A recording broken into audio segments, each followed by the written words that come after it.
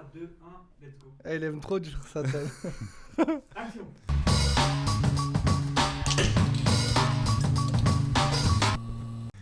Du coup, bienvenue sur un nouveau podcast. Aujourd'hui, on est avec Géo qui fait du coup du beatmaking. Ouais. Présente-toi Géo. Merci pour votre invitation déjà. Merci à toi d'être venu. Donc moi, je suis compositeur beatmaker. Donc en gros, mon métier consiste à créer des instrumentales pour des artistes. Alors principalement dans la musique rap, on va dire, en ce moment. Après, ça peut s'élargir même à d'autres styles musicaux. Mais principalement ce style-là, là pour moi. Et donc, c'est un métier qui est de plus en plus connu, on va dire, en ce moment, parce que les beatmakers sont mis de plus en plus en avant par rapport aux artistes qui sont forcément sur le devant de la scène. Mais donc là, nous, on est plutôt normalement dans l'ombre, puisqu'on compose la musique. Et c'est pas forcément, on n'est pas forcément mis en avant par rapport aux artistes. Mais là, c'est en train de bouger depuis quelques années, surtout en France. Et donc, les gens, même le grand public, parfois connaissent certains beatmakers, certaines personnes qui sont dans les studios à travailler avec les artistes et voilà, en gros c'est ça. Ok. Et du coup, les beatmakers français, comment ils sont par rapport aux beatmakers de la scène internationale? C'est-à-dire par rapport aux Américains. J'imagine que c'est aux US, non, qu'il y a les... Ouais, forcément dans cette culture-là, tout vient des États-Unis à la base. Et c'est vrai que pendant longtemps, il y avait un décalage. En tout cas, on disait les beatmakers français ont quelques années de retard par rapport aux Américains, surtout dans l'époque, on va dire old school, ancienne école. Maintenant, c'est un petit peu différent. Moi, je trouve qu'on a vraiment, les Français, on a vraiment progressé sur la qualité de notre musique, des instruments, etc., de ce qu'on propose. En vrai, je trouve qu'il n'y a pas un très gros décalage avec les Américains, en tout cas musicalement. Okay. Après, en termes de business et d'image, c'est vrai qu'eux, ils sont beaucoup plus à se montrer dans les clips, à avoir une image en tant qu'artiste, etc., que nous, on n'a pas forcément en France. Okay. Ça, c'est aussi un petit peu en train de changer, puisqu'il y a des beatmakers qui commencent à être aussi connus par eux-mêmes, en fait. Okay. Et ça, aux États-Unis, c'est vrai que ça existe depuis longtemps, avec les Timbaland, Dr. Dre, etc. Enfin, c'est des noms que les gens connaissent parce qu'ils sont toujours présents partout et à la base c'est quand même des compos, donc mais c'est vrai que par rapport à ça, les États-Unis la différence, c'est vraiment ça, c'est l'image. Et par contre, musicalement, je trouve qu'on est en train de se rapprocher d'eux vraiment d'une façon où il n'y a plus une grosse différence. De toute façon, on voit que même en ce moment, il y a des beatmakers français qui font des placements aux États-Unis sur des gros artistes américains. Okay. L'inverse est certainement vrai aussi, mais après, le marché américain, il est aussi beaucoup plus gros.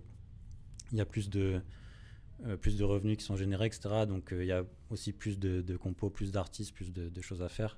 Le marché français est un peu plus restreint, donc je pense que ça explique aussi une partie des différences qu'il y a entre les deux univers, quoi. Surtout une question d'image, quoi. Ils se mettent plus en avant au ouais, States. Chez eux, c'est plus naturel, on va dire. Okay. Et toi, comment ça t'est venu, toi, cette passion du beatmaking? Est-ce que c'est une passion? Est-ce que c'est quelque chose qu'on finit par tomber dedans en abordant un peu la musique dans son ensemble? Comment ça t'est venu, toi, personnellement? Alors, ouais, c'est vrai que c'est marrant parce que à la base, j'ai pas forcément commencé par la compo, c'était plus moi le DJing. Donc j'avais des platines. Chez moi, je faisais du mix. J'ai commencé ça vers 14-15 ans. Et j'ai fait ça pendant 2-3 ans. Après, j'ai vu que je faisais un peu le tour du truc et je me suis dit, ouais, il faut que je commence à faire mes propres sons, etc. Donc à partir de là, je commençais à m'intéresser à la compo. Je regardais aussi souvent dans les albums que j'aimais bien de rap US. Et il y avait certaines instrus que j'aimais bien souvent et je me disais, mais comment ça se fait que j'aime bien cette touche-là, cette couleur? Et en fait, en regardant dans les crédits, c'est là que je vois que à chaque fois, c'est le même mec qui a fait tel instru et tel truc. Okay. Et c'est là que tu commences à te dire, ok, en fait, c'est pas forcément que j'aime l'artiste ou le truc, mais c'est que j'aime la touche du compositeur, du mec qui fait les sons. Et je sais que quand lui va être sur l'album, en fait, c'est quasiment sûr que je vais aimer le morceau. Et c'est aussi, il y a certains mecs qui sont tellement forts qu'en gros, à chaque fois que les artistes vont les voir, ils savent qu'ils vont avoir un tube ou un gros morceau, un truc dans un univers bien spécifique. Et à partir de ça, donc, je me suis intéressé. J'ai commencé à installer ma FL Studio qui s'appelait Fruity Loops à l'époque. Ah oui, ça date du coup. J'ai commencé par la version 5, aujourd'hui c'est la version 20. Donc j'ai commencé par FL.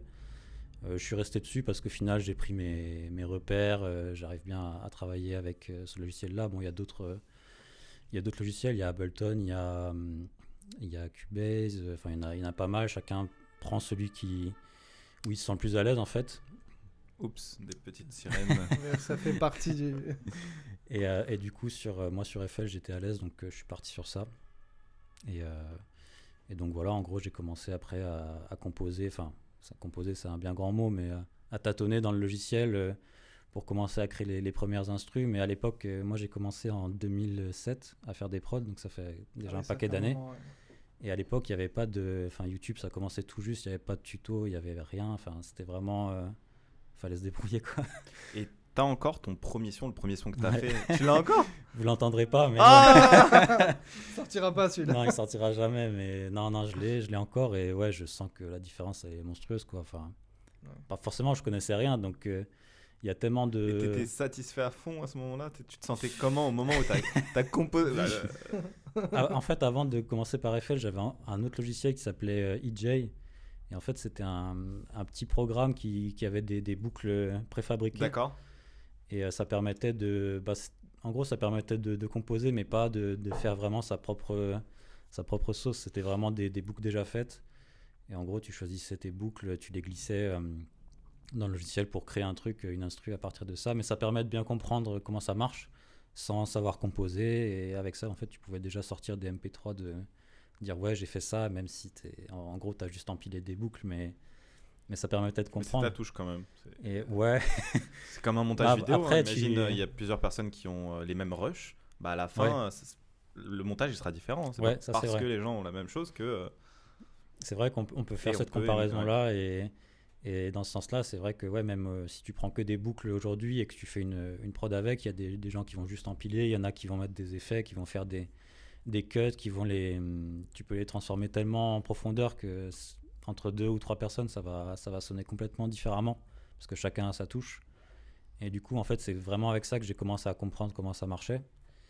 Et FL Studio, ça m'a permis par contre d'aller plus loin et de vraiment, là, tu peux vraiment faire un morceau de A à Z avec tout ce qui est dans le logiciel. Et donc du coup, les premières prods, bah ouais, j'étais content de sortir des trucs, mais en vrai, ouais, je sentais que la qualité de son déjà, elle était pas. J'avais que les synthés de base dans FL, donc ils sonnaient pas de fou, et donc ouais, j'ai sorti ça, mais c'était juste voilà pour commencer à me faire la main un petit peu. Et après, j'ai compris que ouais, si tu veux vraiment atteindre une qualité de son professionnelle et tout, faut vraiment aller beaucoup plus loin. Et après, c'est tout ce qui fait la beauté de la musique, on va dire, justement parce qu'il n'y a pas vraiment de limite. En vrai, il n'y a pas vraiment de règles et tu fais comme tu veux pour construire ton son. Okay. Et du coup, on peut retrouver tous tes instrus quelque part sur Internet ou Non. Non, pas du tout, parce que moi, donc là, je travaille surtout avec un label et avec des artistes. Et donc, en gros, la plupart des prods que j'ai, je les garde pour les artistes. Je leur propose en direct ou via mon label. Donc là, je suis avec le label Blue Sky, qui gère pas mal de compositeurs, qui a aussi des artistes, qui produit des artistes. Et donc en gros, moi je travaille avec Blue Sky, je leur envoie mes prods qui, après eux, ils les dispatchent aux artistes selon à qui ça peut coller. Moi je fais aussi des envois de mon côté quand j'ai les contacts ou les mails des artistes. Mais j'ai quelques prods sur YouTube et sur un BeatStars, mais c'est pour les gens qui veulent en fait avoir des prods pas trop chers en leasing. Donc en fait, il y a 2 types de contrats. On va dire quand il y a des prods, il y a le leasing, ça permet d'avoir une prod avec des limitations, par exemple 100 000 streams au maximum, sur tant de copies vendues, etc. Alors qu'une prod en exclu, ce qu'on appelle exclusivité, ça veut dire il n'y a qu'un artiste qui va poser dessus, il aura tous les droits pour exploiter son morceau sur son album, etc., le vendre à la Fnac, etc. Et donc ça, forcément, une prod en exclu, ça coûte plus cher qu'une prod en leasing. Et ça, c'est un marché aussi qui est arrivé avec Internet. Ça fait déjà quelques années que ça existe, mais il y a beaucoup de beatmakers qui ont commencé comme ça, justement sur Internet. Ils ont commencé à vendre leurs prods sur des sites, et, soit en leasing ou en exclu, et les gens ont commencé à venir. Quand les beatmakers faisaient de la qualité, ils venaient chez eux, Et à partir d'Internet, parfois les compos arrivent à toucher les artistes, des gros artistes qui sont déjà signés.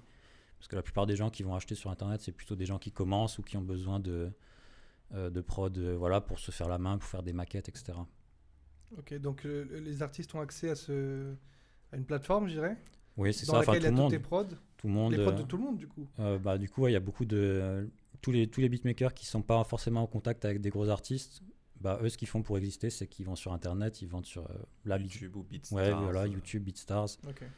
Il y a plusieurs autres sites aussi qui existaient. Moi, à l'époque, j'étais sur un site qui s'appelait urbanbeat.fr, qui était comme un BeatStars français, du coup, qui aujourd'hui, malheureusement, n'existe plus. Mais j'ai commencé avec ça, et c'est avec ça que je me suis fait repérer par Blue Sky, par plusieurs artistes aussi qui débutaient à l'époque. Et du coup, ils ont trouvé ça sur Internet, ils ont bien aimé ce que je faisais, et c'est parti de là. Et justement, aujourd'hui, je suppose, comme tu m'as dit, qu'aujourd'hui, ça devient un peu... c'est hype d'être beatmaker, c'est stylé.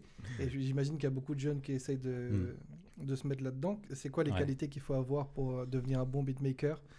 Et qu'est-ce que toi, tu recommandes avant de commencer à se lancer là-dedans? C'est vrai qu'avec l'explosion d'Internet, il y a beaucoup de... Enfin, j'en vois énormément qui se lancent, qui commencent, parce que maintenant, il y a les tutos, il y a les logiciels qui sont facilement accessibles. Le confinement. Ouais, voilà. Il y a le matériel qui est aussi moins cher, enfin, voilà, tout s'est vraiment démocratisé. Et donc, du coup, il y a vraiment beaucoup de gens qui font des prods. Je pense que déjà, le premier truc, c'est qu'il faut avoir sa touche, être original, avoir vraiment quelque chose à apporter et pas juste copier ce que les autres font, même si au début c'est normal de s'inspirer et de copier les autres. Je pense même pour les artistes, c'est le truc normal quand on commence, mais après il faut vraiment trouver sa voix. Justement, comment tu définirais une touche personnelle? Je veux dire, qu'est-ce qui ferait un rythme particulier qui est souvent utilisé, une basse, un drum spécial? Ouais. Ça peut être ça ou une combinaison d'éléments qui font que tu retrouves partout. Que tu retrouves. Après, c'est compliqué à matérialiser par forcément quelque chose, mais en fait, comment dire, même dans la variété, on peut. Par exemple, Jean-Jacques Goldman, il a une touche. Quand tu entends un morceau qu'il a composé, qu'il a écrit, même quand il le donne à quelqu'un d'autre, à Céline Dion ou je sais pas qui, tu entends que c'est lui qui l'a fait. Et en fait, c'est ça, avoir sa touche, c'est vraiment... tu sens qu'il a son univers et que quand il compose, il crée avec son style. C'est avoir un style, en fait. C'est là qu'il y a vraiment un parallèle. On peut penser parfois, oui, beatmaking, c'est uniquement avec du rap. Mais je suppose que tous, vous avez un background et vous aimez aussi d'autres choses, comme la variété française, tu cites Goldman. Moi, j'aime bien la variété, voilà. J'aime bien aussi, j'ai fait du reggae en tant que musicien, j'aime bien le rock, j'aime bien Franchement, j'aime quasiment tout, j'aime même les musiques de jeux vidéo, musique de films. Et je pense que la plupart des compos, justement, ils écoutent vraiment de larges styles musicaux pour s'inspirer, pour pas forcément tourner toujours autour des mêmes choses. Même si quand on fait un certain style de musique, c'est bien aussi d'écouter presque tout ce qui sort pour se tenir informé, voilà, parce que les modes, elles changent aussi vite. Dans le rap, en tout cas, par exemple, tu fais une prod aujourd'hui. De la drill. Ouais, voilà, par exemple, il y a 2 ou 3 ans, ça existait quasiment pas. Et les modes, elles changent très vite. Et donc, ouais, si tu fais une prod aujourd'hui, si tu la places pas dans les 2 ans qui viennent, par exemple, c'est possible qu'elle soit démodée d'ici là, quoi. Sauf s'il est vraiment incroyable et excellente ou que tu la mets au goût du jour, mais ça change assez vite, ouais. T'estimes à combien le rapport entre l'artiste et le beatmaker par exemple sur un hit 50-50, 25-75? C'est compliqué, hein. En vrai, ça dépend du morceau.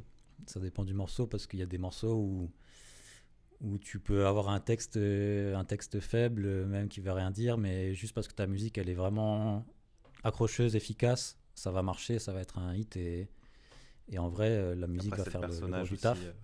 Et à l'inverse, tu peux aussi avoir je pense que c'est plus rare, mais des morceaux qui marchent bien parce que tu as un texte qui est poignant, etc. L'artiste, il a su trouver le truc et ta musique est juste là pour l'accompagner. Mais je pense qu'en vrai, la musique, c'est quand même ce que les gens vont faire qui réécoutent le morceau, en tout cas. D'accord. Et comment ça se passe ce contact justement avec les artistes? Donc tu as parlé, parfois tu leur envoies en direct, parfois eux ils te contactent, mais une fois qu'un artiste il a sélectionné un son, voilà, il a dit bah, moi j'aime bien ce que tu as fait, j'aime bien celui-ci, par contre j'aimerais modifier certaines parties. Comment ça se passe cet échange-là en fait? Est-ce que c'est possible qu'il apporte ses propres touches? Est-ce que c'est modifiable? Comment ça se passe cette démarche créative? Ça dépend en fait de...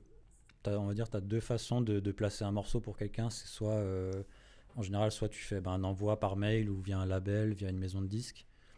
Dans ce cas-là, en général, l'artiste il prend la prod telle quelle. Il pose dessus. Après, il peut y avoir des arrangements, des cuts, des FX qu'on rajoute, des petits arrangements sur le son. Mais en gros, le son va rester tel que tu l'as envoyé. Ça, c'est le premier cas de figure. Et deuxième cas de figure, c'est si tu es en session directement avec un artiste, donc que tu viens à son studio ou tu l'invites à ton studio. Et donc là, tu peux soit partir d'une prod qui n'existe pas, tu crées quelque chose directement avec lui sur le moment selon ce qu'il a envie, selon ton inspi du moment. Soit tu lui proposes des prods que tu as déjà créés et qu'il faut peut-être adapter ou changer. Ouais. Mais donc ça, c'est les deux cas de figure de création. C'est soit tu es tout seul chez toi ou tu crées dans ton coin et tu envoies, soit tu es avec l'artiste en studio directement et tu crées avec l'ambiance du moment, quoi. Et c'est lequel du coup ton préféré, montrer et adapter ou créer zéro, ou ça dépend de l'artiste tout simplement? En vrai, je pense que pour moi en tout cas, les meilleures prods que j'ai fait, je pense que je les ai faites quand j'étais chez moi, à chercher des sons, à trouver des trucs. Tous mes gros morceaux là que j'ai fait pour l'instant, c'est des sons que j'ai fait tout seul. Après, j'ai fait des bons morceaux en session, mais ça dépend beaucoup de l'ambiance du moment en fait. Et si tu as de l'inspi, si l'artiste il sait ce qu'il veut aussi, parce que des fois, si c'est pas forcément ce qu'il veut, c'est compliqué aussi de l'orienter. Il y en a qui aiment bien justement être... par exemple, ils ont un style bien défini, ils font un certain type de musique. Si tu essayes de les emmener ailleurs, parfois ça peut leur plaire, parfois ils savent pas trop comment s'adapter à un nouveau style de prod. Donc c'est compliqué, il faut jongler avec l'ambiance du moment et essayer de faire en sorte de sortir quelque chose de la session. Mais les deux sont complémentaires et surtout... quand tu es en session avec un artiste, tu apprends beaucoup de choses aussi pour ton travail après quand tu travailles tout seul. Ça te permet vraiment de comprendre comment l'artiste il fonctionne, qu'est-ce qu'il a envie d'entendre, qu'est-ce qui l'inspire, etc. Donc c'est complémentaire en fait. On va en parler tout à l'heure de tes placements justement avec SCH, Kobalade, Weshden, etc. Mais avant ça, comment se passe une journée type en fait d'un beatmaker? Comment ça se passe? Tu travailles à quelle heure déjà? La créativité, la créativité, c'est pas en un claquement de doigts. Comment tu fais pour... J'imagine qu'il y a des jours où il n'y a rien qui sort, il y en a d'autres, c'est de la folie. Comment ça se passe? C'est exactement ça. C'est-à-dire il n'y a pas de règles. Et en fait, après, je parle pour moi. Peut-être chaque compo a sa propre routine. Il y en a, par exemple, je sais qu'ils n'aiment pas travailler tout seul. Ils n'aiment pas faire des prods sans avoir un artiste à côté d'eux en session, par exemple. Moi j'aime bien essayer quand même de trouver quelque chose, même quand j'ai pas forcément d'inspi, chercher des sons ou trouver d'autres styles pour avoir un truc nouveau. Des fois on cherche, on trouve rien, et puis des fois il y a des trucs de fou qui sortent, mais c'est vrai, ça dépend vraiment de chaque compo, il n'y a pas de règles précises. Puis bon, les jours où il y a vraiment rien qui sort, voilà quoi. C'est autre chose quoi. Ouais, c'est ça, faut aller faire autre chose, hein, c'est pas la peine de forcer, mais ouais. C'est vraiment la créativité et l'inspiration, je pense que c'est un facteur qu'on peut pas maîtriser en fait, donc faut pas se mettre trop de stress sur ça et quand ça marche pas, faire une petite pause, faire autre chose et puis revenir un peu plus tard quand ça vient quoi. J'avais une question sur le moment où tu fais du coup tes compos, etc. Il y a un moment où tu te rapproches, on va dire, de la fin. À quel moment tu te dis c'est bon, elle est finie, je rajoute rien, je modifie rien? À quel moment tu arrives à te dire... C'est comme un tableau, quoi, t'arrives pas à le terminer. Il est jamais fini. Non, ça aussi c'est une question compliquée où en fait il n'y a pas de règle parce que c'est selon comment tu sens le morceau et après il y en a qui disent en général quand tu sens qu'il manque juste un truc, c'est qu'en fait il manque juste la voix, donc c'est que tu as fini. mais bon, moi je sais que j'ai tendance à rajouter beaucoup d'éléments dans mes prods, beaucoup de mélodies et parfois c'est pas forcément utile, donc faut que je sais que je dois essayer de calmer un peu et de minimiser le nombre de pistes que je mets. Après, il y a peut-être d'autres beatmakers, c'est l'inverse. Ils font une ou deux pistes et après, ils n'arrivent pas à trouver de quoi rajouter. Et par rapport à ça, c'est bien d'avoir un artiste ou des gens autour dans le studio aussi qui peuvent guider et dire ouais, justement, non, là, c'est bon, on peut partir sur ça, ça me suffit pour commencer. Mais ça dépend vraiment du morceau, en fait. Il n'y a pas de règles spécifiques. C'est vrai, quand tu es chez toi, j'imagine ceux qui commencent, ils produisent quelque chose. Ça se trouve, c'est une grosse tuerie. Et eux, ils se disent non, je sais pas, tu vois, c'est important d'avoir l'avis de. Ouais, ça arrive. Hein. Ça arrive que. Enfin, moi, des fois, je fais des trucs. Je me dis non, j'aime pas, je le sauvegarde même pas, je le supprime. Mais après, il y en a plein, je sais, ils vont dire non, faut garder quand même au cas où et l'envoyer à quelqu'un parce que. Ce qui se passe aussi en ce moment avec les beatmakers, c'est qu'il y a beaucoup de collaborations qui se font entre nous. Ça se faisait pas tellement il y a 10-15 ans. Et là, en ce moment, il y a beaucoup de compos en fait, qui s'envoient des boucles. Donc, par exemple, moi, je fais un son une boucle de piano que je trouve intéressante, mais j'ai pas forcément d'idée pour la continuer. Je vais l'envoyer à quelqu'un où je sais qu'il fait des bonnes drums. Je sais qu'il va faire un bon truc dessus, je lui envoie, et puis lui, il va terminer le son pour faire un truc encore plus efficace, quoi. Et ça se fait beaucoup en ce moment, justement. Moi, j'avais une question. Comment ça se passe, la rémunération d'un beatmaker? Est-ce que c'est au nombre de streams? Est-ce qu'il y a un prix fixé d'avance? Comment ça fonctionne? En gros, alors le compo sur un morceau, il y a trois parties où il va prendre de l'argent. La première, ça va être ce qu'on appelle le flat. C'est comme un cachet, une facture qu'on fait pour le travail de la prod, en gros. Donc ça, c'est un montant fixe qui est payé une fois en gros pour le travail rendu pour la prod. Ensuite, on a tout ce qui est rémunération de droits d'auteur. Donc ça, c'est une deuxième partie qui vient en fonction du succès du morceau, nombre de streams, diffusion radio, télé, etc. Donc ça, c'est variable par rapport au succès du morceau. Il y a aussi donc ça, c'est la SACEM qui s'en occupe avec un système de pourcentage sur chaque morceau. En fait, on fait ce qu'on appelle le split. Donc c'est-à-dire split classique, ça va être l'auteur, celui qui a écrit le texte, prend une partie, le compositeur prend une partie, l'éditeur de l'auteur et l'éditeur du compositeur aussi prennent chacun une partie. Donc en gros, c'est divisé en 4, avec parfois les auteurs ou les compositeurs sont leurs propres éditeurs, donc ils ont plus de parts. Le travail d'éditeur aussi, pour en parler rapidement, en gros, ça peut être un label ou une maison de disques qui accompagne les artistes pour développer leur notoriété, les albums, etc., accompagner en fait les artistes dans le développement de leur carrière. Et donc c'est pour ça qu'ils prennent une part sur les morceaux auxquels ils contribuent aussi. Et donc en gros, c'est ça, la première partie, c'est le flat, qui est une partie qui permet d'avoir de l'argent rapidement, enfin, quand le morceau est terminé et qu'il sort, on est payé. Les droits d'auteur, ça vient beaucoup plus tard parce qu'il y a le temps de déposer le morceau, le temps que les streams soient générés et que la SACEM le prenne en compte et te reverse l'argent. Il peut se passer 1 an ou 2 facilement. Ah oui. Donc il ne faut pas être en urgence d'avoir besoin de l'argent, sinon ça ne va pas le faire avec la SACEM. Et la troisième partie, du coup, c'est tout ce qui est production, mais c'est plus sur les gros projets où en fait on te donne un petit pourcentage de production sur le morceau. C'est pas sans rentrer dans les détails, c'est pas les revenus qui sont générés par les streams, c'est plutôt tout ce qui est vente d'albums, etc. C'est une autre source d'argent en fait. Et donc cette partie-là, c'est aussi un petit pourcentage que tu peux avoir en tant que compo, ou aussi si tu réalises par exemple tout un album, tu vas avoir une part sur ça.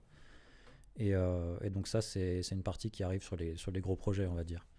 Mais après, pour les gens qui veulent commencer à se lancer dans la compo et qui ont besoin d'argent tout de suite parce qu'ils ne travaillent pas à côté ou que voilà, il y a une possibilité de signer justement avec des maisons de disques, souvent les majors donc les majors c'est Sony, Warner ou Universal, et eux ils vont te permettre d'avoir une avance qui te permet justement le temps d'établir tes œuvres et de commencer à générer des droits. Ils vont te donner un premier paquet d'argent qui va te permettre de vivre pendant 1 an, 2 ans, 3 ans, etc. Qui est du coup que tu vas rembourser avec tes avances. Okay. Mais ce qui est bien, c'est que souvent, c'est pas recoupable. Donc ça veut dire si on te donne, par exemple, je dis n'importe quoi, 50 000 € et que tu génères que 30 000 €, tu vas pas tu vas pas être débiteur de 20 000 euros à la maison de disques. C'est tant pis pour eux. Ok. Donc ça, c'est un truc qui est intéressant pour les gens qui ont besoin d'avoir des revenus pour travailler, tout simplement, tout de suite, de faire une signature en maison de disque. Donc voilà, sinon ça vient, comme dit, les flats tout de suite et la SACEM un peu plus tard. Ok. Et du coup, est-ce qu'il y a des beatmakers, par exemple, en CDI ou quelque chose comme ça? Ouf. Ça, non, je pense pas que... Moi, j'en connais pas en tout cas. Peut-être dans les... Je réfléchissais à ça, peut-être dans les par exemple, les entreprises de jeux vidéo qui font... je pense qu'il y en a certains qui ont des compositeurs maison, c'est-à-dire qu'ils ont vraiment quelqu'un qui est là toute l'année, qui fait des musiques à la chaîne pour tous les jeux. Je pense que ça doit exister, mais vraiment dans la musique, dans l'industrie du disque en tout cas, non, je pense pas. C'est vraiment indépendant ou signé avec des maisons de disques, mais même en maison de disque, on reste quand même... c'est pas vraiment un CDI, donc... Et quel a été ton premier coup où tu t'es dit, putain, là vraiment, je suis devenu professionnel et je travaille avec un artiste avec qui je voulais travailler depuis longtemps? J'ai jamais réfléchi à ça parce que, en vrai, même le premier morceau que j'ai eu qui est sorti sur un album que vraiment je pouvais aller acheter à la Fnac, j'étais déjà ouais, c'est bon, j'ai réussi à faire quelque chose qui s'est transformé depuis quand j'ai commencé à composer les trucs dans ma chambre jusqu'à la réalisation sur un projet concret et que les gens vont découvrir, etc. Et ça, c'était mon premier placement qui est sorti, c'était Gizmo, je pense, en 2016. Et donc ça, c'était mon premier truc où vraiment j'étais content d'avoir quelque chose qui sort. Et après, t'en veux toujours plus. En fait, tu dis, ok, ça c'est bien, maintenant il faut que je vise encore autre chose. Non, t'as la pression, plus, tu dis, j'ai réussi un truc. Ouais, que... c'est ça. Et puis même quand tu fais un morceau qui marche bien, un gros morceau, sur le moment, t'es content. Mais il faut toujours se dire que ouais, j'ai pas envie que ce soit le dernier, j'ai envie qu'il y en ait d'autres et que je continue, quoi. Développer le truc jusqu'au bout. Okay. Si là, du coup, il y avait un artiste avec qui tu dis le nom, il arrive tout de suite, paf, il apparaît. Français? Oui, français. Ah, c'est dur, hein. C'est dur en Parce vrai. que si je te disais américain, t'aurais dit c'est facile.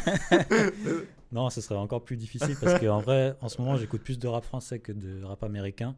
Avant, il y a 10 ans, c'était l'inverse. J'écoutais plus de ricain. Maintenant, c'est plus du français. Ouais, franchement, là, je pourrais pas te dire. Après, le top 3, on va dire, vraiment en termes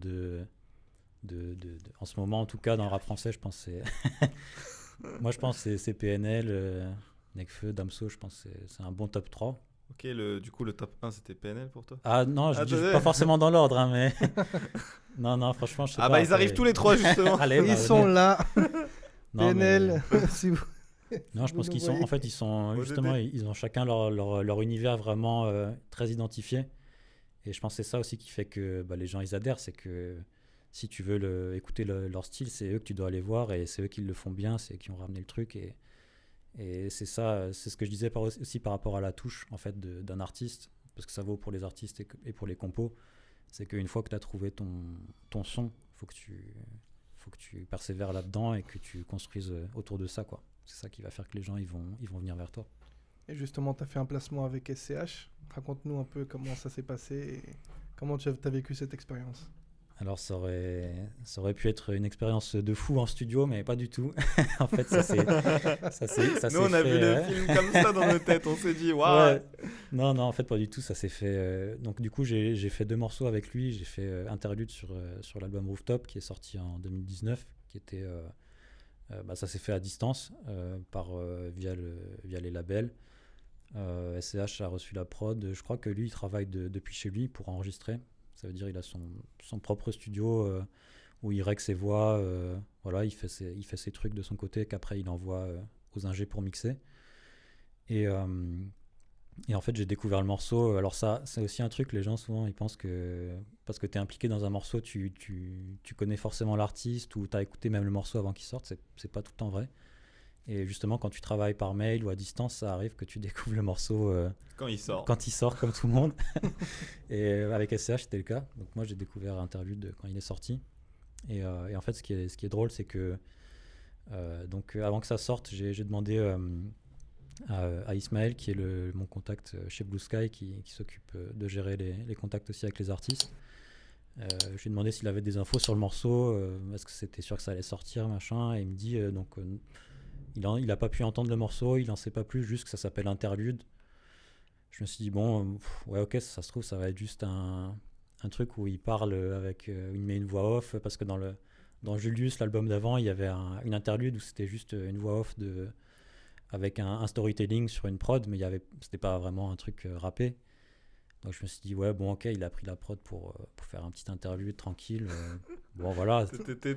T'étais dégoûté en vrai. Bon, pas dégoûté, mais ouais, dommage. Oui. Et Au moins, tu t'attendais à rien. Quoi. ouais, de T'étais toute tranquille. façon, il faut jamais trop s'exciter parce que souvent, tu peux avoir des déplacements qui sautent même quelques jours avant la sortie de l'album parce que souvent, les artistes, ils enregistrent plus de morceaux que ce qui va sortir. Mhm. Par exemple, ils peuvent en enregistrer 30, 40, même plus. Et au final, ils vont en garder 15. Ok. Donc, des fois, on peut te dire, ouais, tel artiste a mis cette prod de côté, il a posé dessus. T'es super excité et en fait, quand ça sort, t'es pas Tu sur te le dis, projet. il est où ton titre Et là, t'es dégoûté. Donc, c'est pour ça qu'il faut pas trop s'exciter. Mais là, sur Interlude, pour le coup, j'ai quelques heures avant que ça soit sur les plateformes, il y avait déjà les lyrics sur Genius, le site où il y a toutes les paroles. Et en fait, j'ai vu, ah ouais, le gars, il a le gros pavé qu'il a écrit. Et j'ai fait, ouais, ça va pas être un interlude avec une voix off, ça va être un truc énervé, il n'y a pas de refrain et tout. Donc, j'étais confiant. Et au final, ouais, le morceau, c'est un gros morceau de l'album et il a bien marché, il a clippé. Et donc, ouais, c'était un gros morceau. Donc, je suis très content de ce qu'il est devenu. En plus, la fanbase de SCH, c'est des gens qui sont vraiment engagés et tout, et ils aiment à fond le morceau, donc ça fait plaisir. Et du coup, pour le deuxième morceau, c'est Mafia sur Julius 2 qui est sorti là récemment. Pareil, ça s'est fait aussi par mail à distance. Et je trouve que donc là, l'album est en train de vraiment très bien marcher. Donc pareil, je suis content des retours. Les gens aiment bien le morceau. Ça colle bien à l'univers du coup des SCH, un peu mafieux, etc. Donc je suis content aussi de ce qu'il est devenu et à voir comment ça va évoluer. Mais vu que l'album marche bien, je sais que tous les morceaux sont écoutés dessus là, donc ça fait plaisir. Et là, du coup, il y a des projets sur lesquels tu travailles que tu peux nous lâcher Ah. quelques infos. Ah, ça spoil. Non, en vrai, c'est compliqué Ou de. au pire, le dire sans le dire, tu vois, avec des artistes connus, pas connus.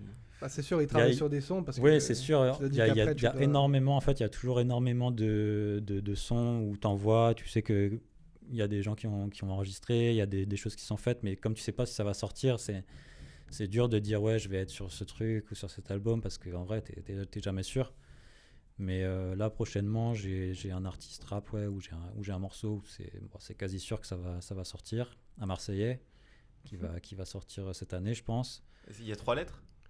Non, non, il n'y a pas 3 lettres. Mais je vais pas en dire plus. Et non, c'est pas lui. Et non, sinon après il y a plein d'autres Caféo. morceaux. Et, Je ne donnerai pas plus de détails. il peut pas spoil. Justement, comme Mais, tu as dit, c'est jamais sûr, donc tu peux Donc pas. on va bientôt entendre Géo on the track. Sur un album marseillais, ouais.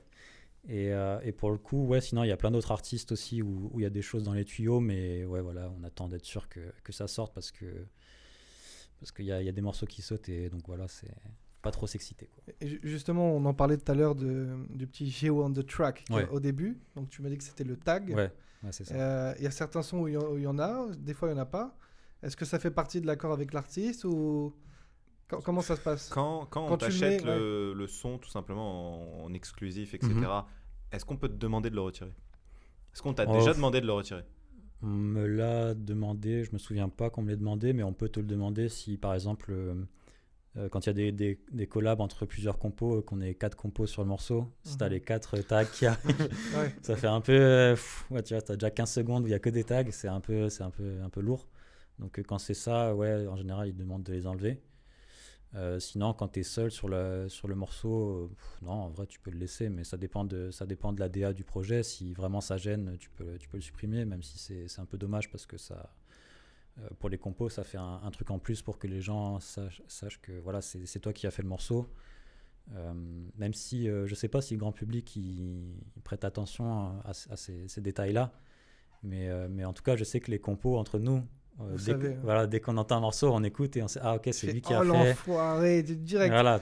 Non, mais On je sait. pense qu'il y en a qui l'entendent et même qui des fois le Back to the Future, genre Ouais, le ouais, truc ouais. que t'entends souvent que les gens peut-être le disent quand ils entendent le début de la musique. Des fois c'est et qu'au tellement. En final, fait, Ça reste, ouais. faut et que ça reste, bien l'intégrer dans l'instru et puis ouais, des fois si ton tag il est vraiment efficace, ça rajoute un petit gimmick en plus, donc ça peut être cool. Et chaque On a entendu un petit sifflet là de folie. D'habitude, il n'y a jamais de bruit, mais là. et en gros ouais c'est ça, c'est à toi de trouver ton tag pour qu'il soit reconnaissable et qu'il puisse bien s'intégrer. Moi j'avais sur une prod de Gizmo que j'avais fait là, j'avais un ancien tag qui était moins efficace, on va dire, que j'avais fait avec une voix de synthèse dans FL Studio, du coup il était pas fou.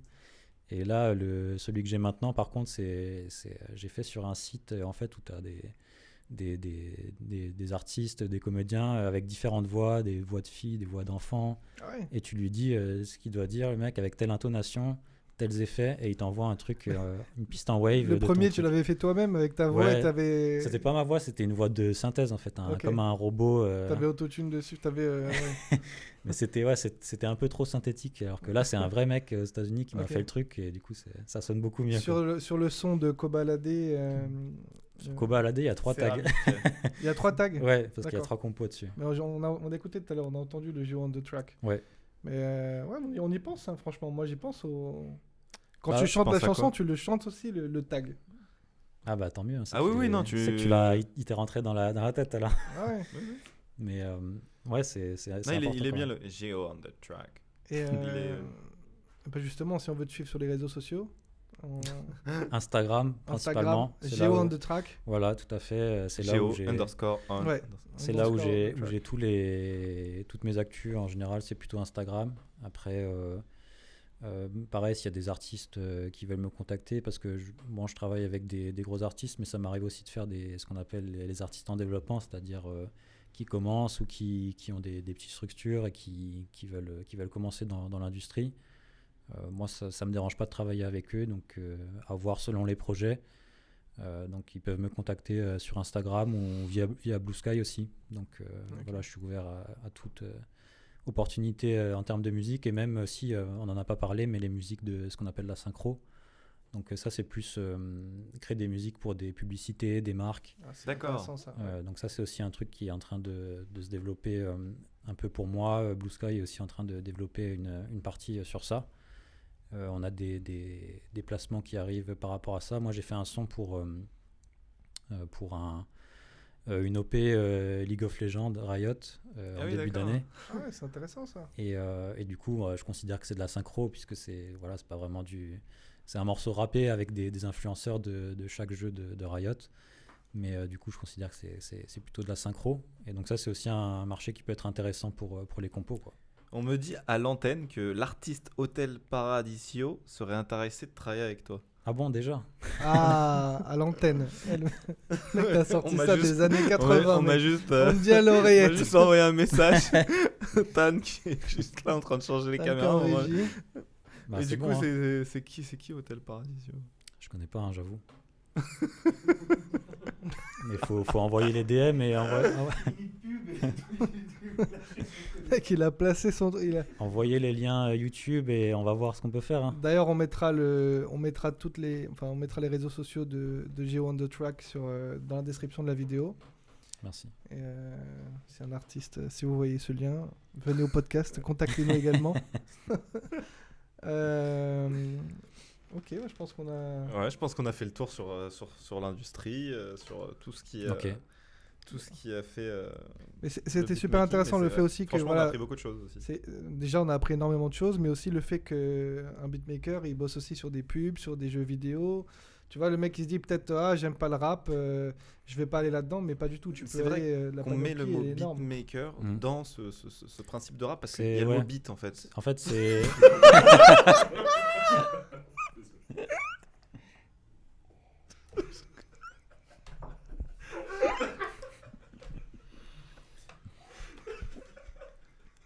Mais là, On va moi pas- j'étais pas on prêt. va à- pas- Tu l'as dit du fond du cœur. C'était prévu, ça? On va pas le couper ça. Ah, mais bon, ouais. Bon, bah, Mais non, mais oui, le fait qu'il y a du beat, il y a du beat. Du beat. Il faut le dire en anglais, putain, j'en transpire. Ça m'a mis mal là.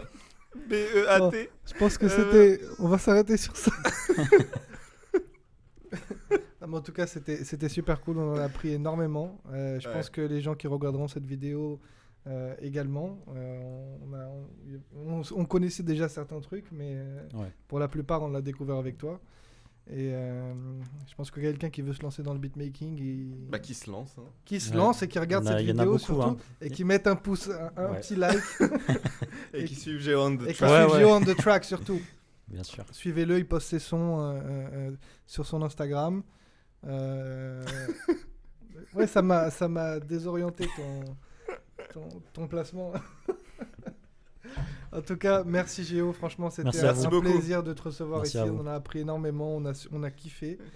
Et maintenant, on va suivre. Écoutez le tag surtout. Important, Quand vous écoutez Géo on the track, c'est parce que Géo est dans la prod.